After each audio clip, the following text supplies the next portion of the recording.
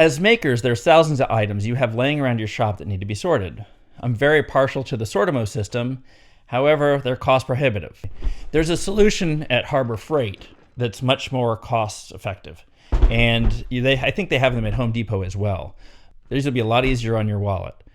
Now, if you have dozens of these, like I do, and you have to get the one that's on the bottom, it can be a bit of a pain. So I've designed a cabinet that'll be easy to store these, and I can have as many as I want.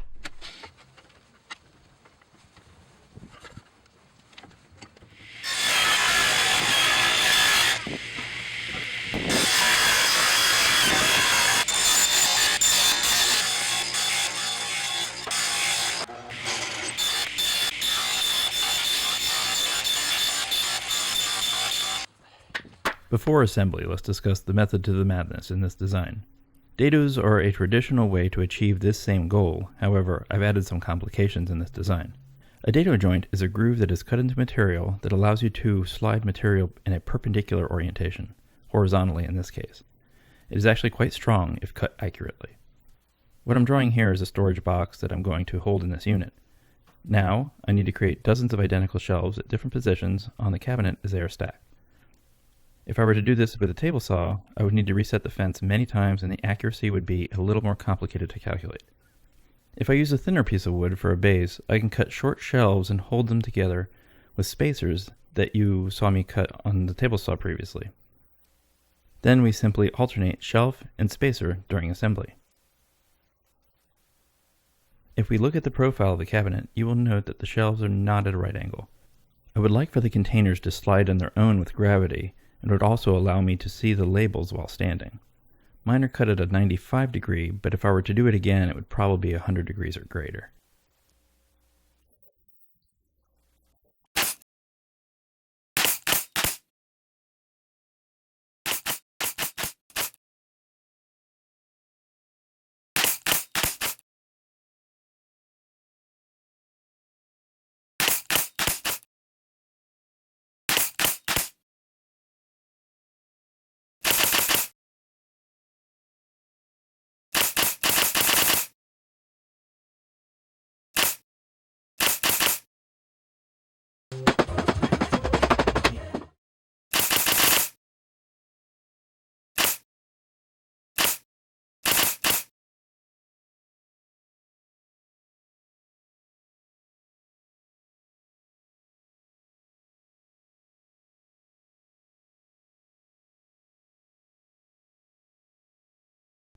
I measured everything multiple times to make sure that the top and bottom are correct.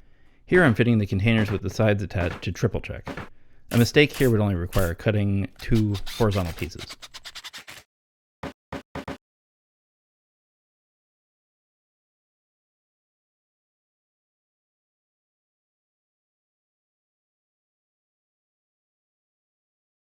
I still plan to paint the cabinet for the shop and add trim to the front.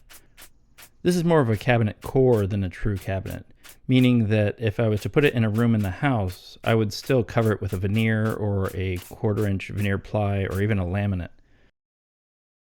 For now it's still rough, but I need to get it up and running effectively.